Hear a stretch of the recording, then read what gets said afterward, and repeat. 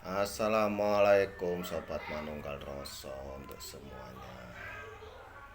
Salam rayu, sehat tentrem untuk semua keluarganya. Raos ngeten mawon, sehat tentrem.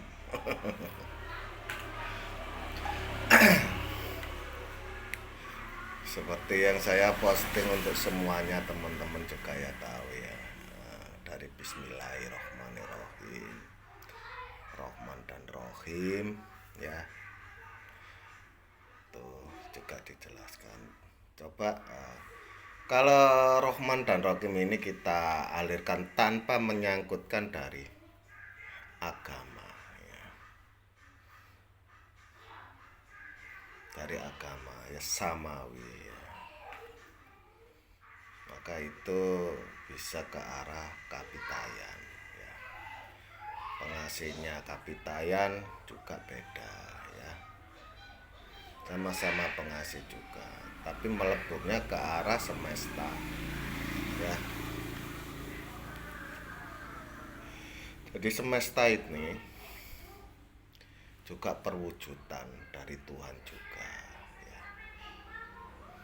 Yang kita berada di dalamnya.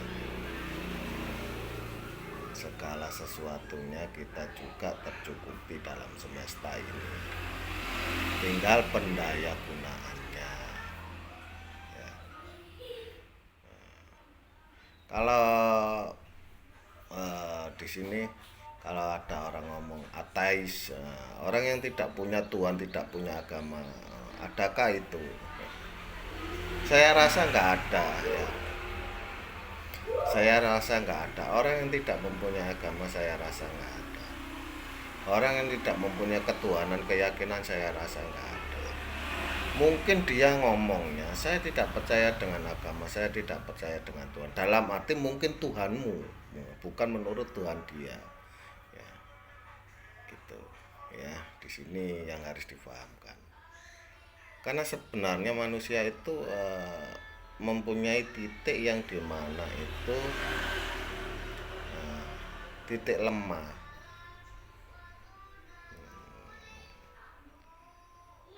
Saat masalah sudah meningkat pada titiknya, biasanya di situ dia akan mengalami titik lemah. Dia akan mencari solusinya, baik yang lewat fisik, lewat nyata maupun yang tidak lewat nyata. Itu ya.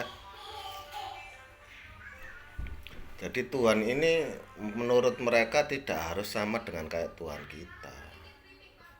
Yang dinamakan ekstensi atau eksisnya Tuhan ini ya, ini dalam pemahaman pengertian itu yang bisa memberi. Jadi misalkan gini,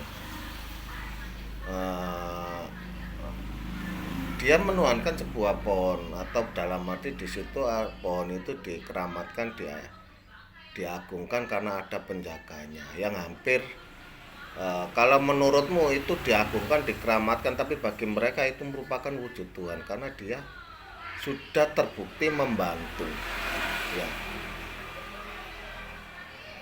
kebutuhan dia dan pemeliharaan dia, baik secara langsung maupun tidak secara langsung ya. Jadi kalau kita rebutan bener itu nanti akhirnya repot, malah akhirnya larinya Tuhan ketemu Tuhan. Ditanya Tuhanmu wujudnya apa, nah, itu yang rumit, nanti akhirnya saling menjatuhkan ya. Yang bisa merasakan itu hanya keimananmu ya. Jadi Tuhan ini kalau orang jualan barter itu yang sesuai dengan kebutuhan. Saya punya ini, kamu punya apa, itu namanya barter. Begitu juga saya punya keimanan dan keyakinan, dibarter dengan pemeliharaannya. Betul juga kapitayan yang menguasai dalam alam semesta, berkomunikasi dengan alam semesta dengan keyakinannya, dia bisa memanfaatkannya. Jadi Tuhan ini bukan berarti harus dalam agamamu. Karena agamamu, misalkan agamamu Kristen, ya maka wujudnya pertuhananmu dalam agamamu itu. Kalau itu eh, dalam perwujudan apa ini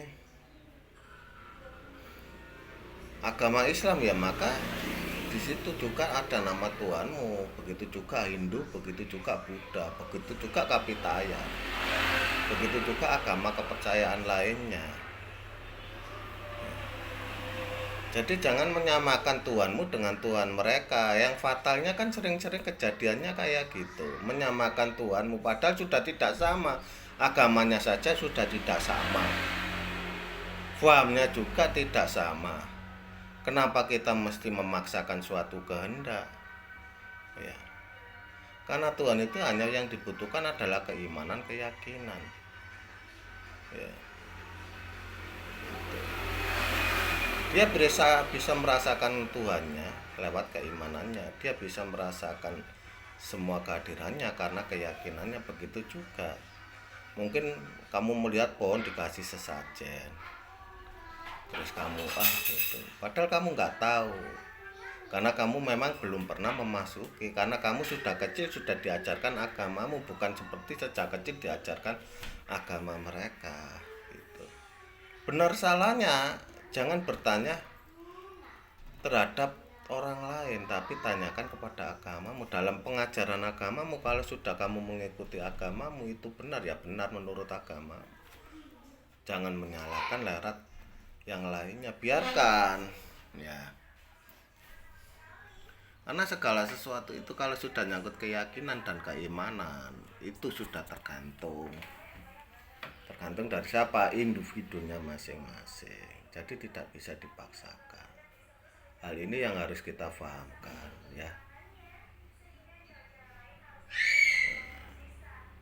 Begitu juga yang mengaku tidak punya Tuhan, belum tentu. Karena bisa juga dia menuhankan kerjanya, pabriknya, bisa juga bosnya dituhankan karena dia merasa punya yang bisa menghidupi dia, yang memaslahatkan kehidupannya. Ya terserah, itu urusannya. Itu bukan harus yang kamu pikirkan ya. Semacam hal itu. Kalau kita mencibir, ya nggak etis lah. Jelas-jelas sudah beda, ya kan. Yang perlu kita lakukan adalah pertama, saling menjaga dan menghormati. Karena kita hidup di satu semesta yang sama. Itu yang paling harus kita jaga ya. Di negara yang sama, di suku yang sama, di desa yang sama, di RT yang sama, cuma bedanya kepercayaannya ya. Yang perlu dijaga apa? Tepo seliro, tenggang rasanya itu, dan bineka tunggal ikanya ya. Tuh yang harus dipahamkan.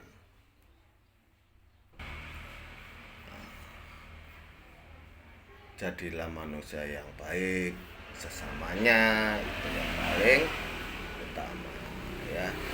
Masalah keyakinan, keimanan hanya kamu dan Tuhanmu yang tahu ya. Kalau dia bertanya dijawab, kalau tidak bertanya ya jangan. Wah, ditakutkan nanti menyinggung. Itu kan ilmu yang sederhana saja, tapi kadang sering dilupakan karena kita sudah memasuki jarine ngaji rasa. Jarine manunggal rasa, jarine wis ngaji oncekan, tapi akhirnya lakunya malah mempengaruhi. Kayaknya dia merasa benar. Tuh ya, jangan sampai kita terjebak dalam kebenaran yang salah. Ya. Itu harapan kita semua ya. Mungkin cukup sekian dulu, lain waktu kita sambung lagi ya. Assalamualaikum warahmatullahi wabarakatuh. wabarakatuh. Salam rahayu untuk semuanya. Sehat dan terus.